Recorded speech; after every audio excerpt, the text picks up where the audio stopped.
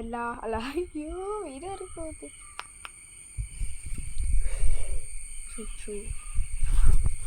ഞാൻ വെറുതെ ജസ്റ്റ് കളിപ്പിക്കുകയായിരുന്നു കേട്ടോ.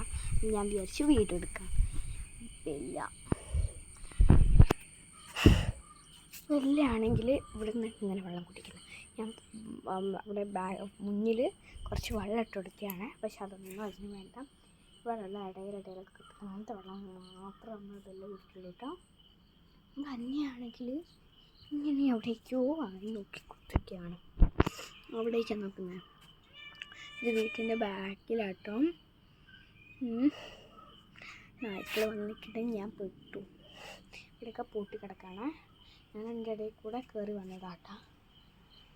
ഇനിയിപ്പോൾ നായ്ക്കൾ വന്നാൽ ഞാൻ ഓടേണ്ടി വരും. എന്നിട്ടാണ് കുറേ നായ്ക്കളുണ്ട്.